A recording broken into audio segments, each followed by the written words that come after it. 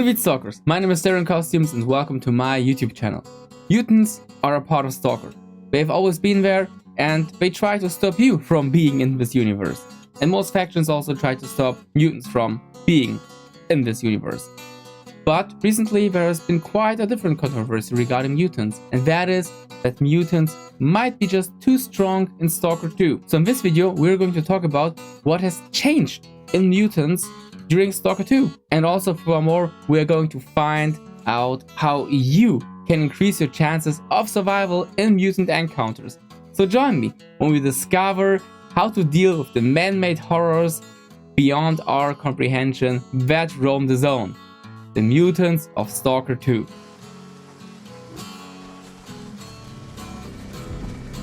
But before we start with the video, I'm in a Discord server and you guys are invited.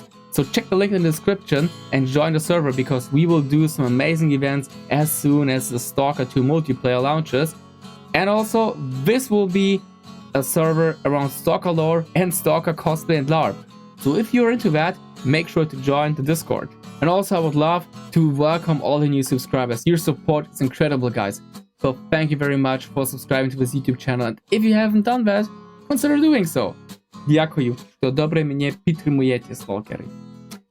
Mutants, why are the encounters with you such a problem?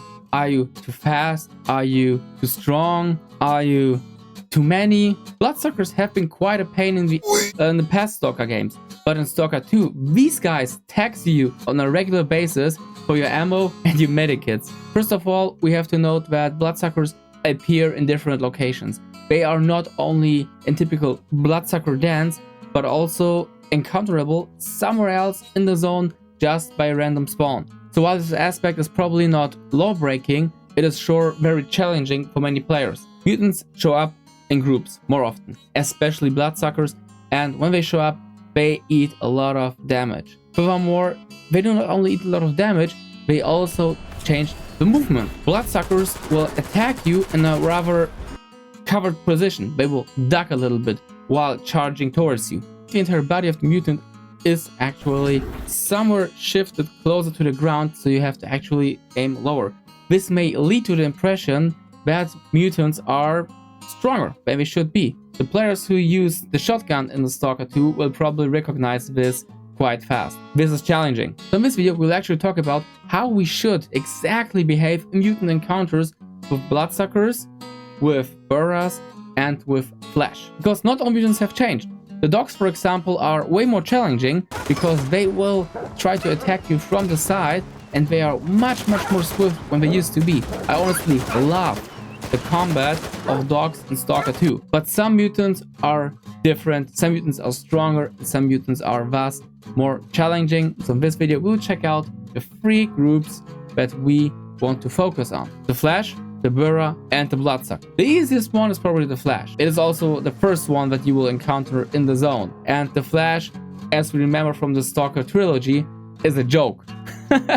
Honestly, who of you ever feared Flesh in the Stalker trilogy? But Flesh are also that one kid that always used to be bullied in school and comes back as a 200-pound Giga Chat. They have changed. They have really changed.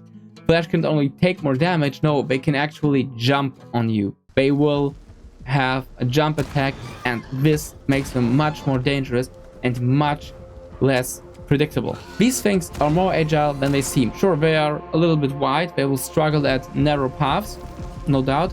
But when they get close to you, they will pounce onto you and they will do some serious damage. And also, they will take some serious damage. So what can you do when you are fighting Flesh? First of all, do not allow them to encircle you. Second of all, keep distance. They will only jump at you when they get close enough. So if you always keep distance to Flesh, you can easily shoot them from a distance. If they get close, run. If you can, run around fences, run around trees, run around stones, rocks, broken cars, whatever.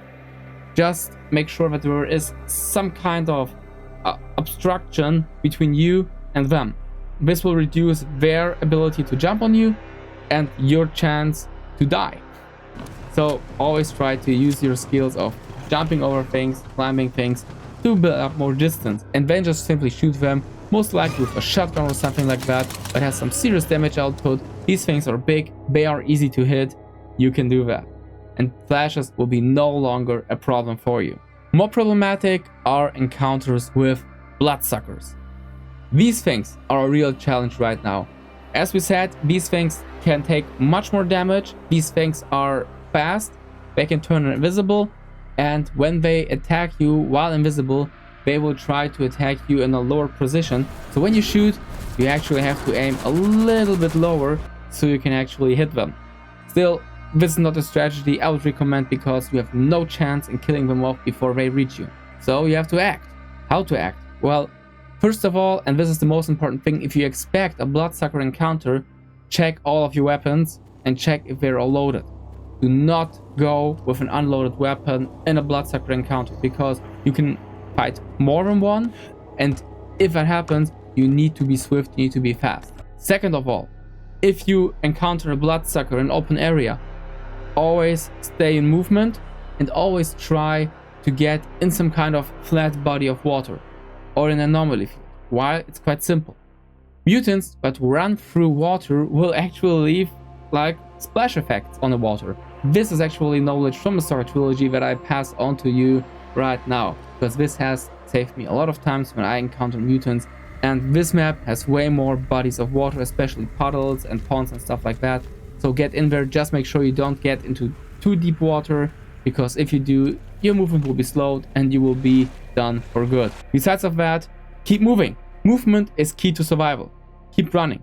Walk backwards, and when they attack you, try to, make a slightly curve to the side so you have a chance to dodge them. If they get close to you, you start blasting. Your time window to shoot bloodsuckers is very limited because they only appear for a certain amount of time. So make sure that you have a weapon that is made for close combat and that has a serious damage output. Shotguns are a great opportunity for that, but also every kind of weapon that has a full automatic mode and a big magazine that you can just dump into them. You need that time. And as soon as they retreat, make sure to use a medikit or a bandage to heal you. You will need that. Do not save on medikits. You will find enough in the zone right now. If you have a medikit, use it.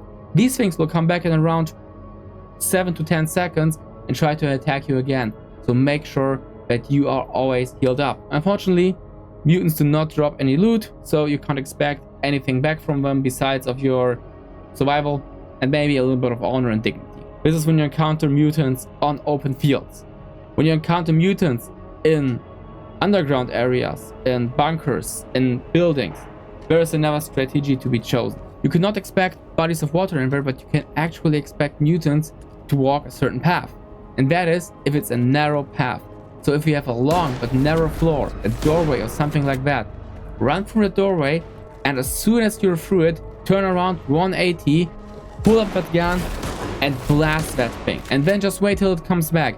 This mutant will always have to come back through this narrow path, and that's your key point.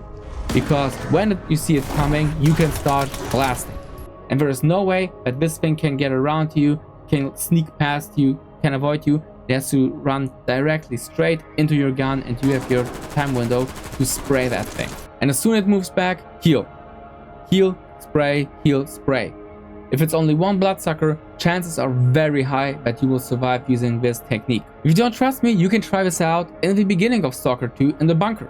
This works perfectly fine, but you will also have other situations in which this technique will actually help you out. So this is a strategy you can use to deal with them. Unfortunately, like I said, these guys are just taxing you for medikits and ammo because they do not give you much back in return. If you encounter more than one, you can apply the same technique. You may be just forced to retreat further into the building to build up more distance and be able to heal in between shooting. Walk around, move around. As long as you're moving, chances are high that they will not be able to pounce onto you, and this opens a time window for you to seek out more opportunities around you. Because STALKER is about exactly that.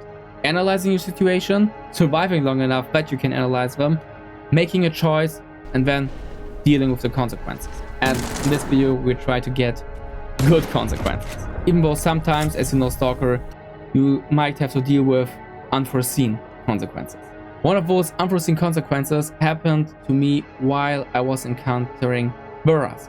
Might spoiler over here, when I encountered Burers for the first time, I noticed that there were levitating guns and these guns were shooting at me.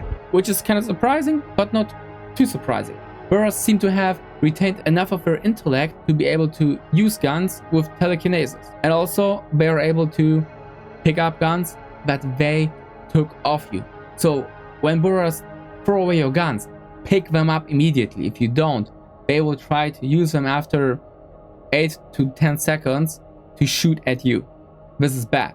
The strategy that you can use against Burers that worked for me quite well is another one. Keep medium distance and watch out for their shield. Burers will, when they encounter damage, use shields to protect them. These shields are not permanent and these shields do not react to damage. So, if you encounter a Burer, stay somewhat close to him, not too close. When he takes a weapon, pick it up immediately. And if he uses the shield, just break the line of sight and use the time to heal up. Because if you break the line of sight, he cannot attack you as good. And also, he will, at some point, lower his shield.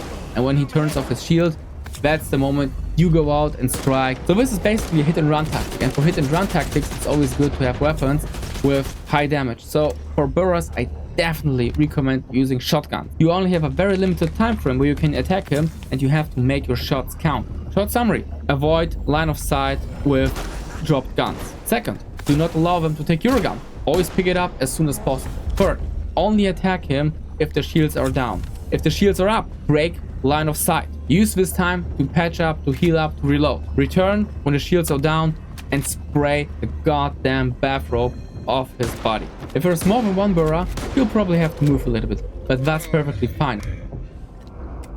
Phew. And that's how you kill 2 Burers at once. And it's always fine to reassemble the positions of you and your enemies to your own strategic benefit. But because GSC Gamebot said that they will release patches to the game and try to improve it over time, I cannot say whether my advices will be still relevant in the future. Maybe mutants will be nerfed. If so, I wonder which ones. Maybe Bloodsuckers, we don't know yet, but at least we now have some strategies to deal with them. But since I know that there are many experienced stalkers out there, I would like to know how you deal with encounters with Bloodsuckers, Burers, and Flash. But especially Bloodsuckers, because I sure do suffer a lot from Bloodsuckers. And if you want to see me suffering from Bloodsuckers in the future, make sure to leave a subscribe at this YouTube channel. And also, let me know which mutant encounters you would like to discuss in the future. Because as we know, there are a lot of mutants and there are a lot of mutants worth discussing. So leave a comment about that and I'll see if we can include this in a series of Stalker survival guides. I'll be looking forward to that, and I hope that when we are at that point, that you guys will be there with me.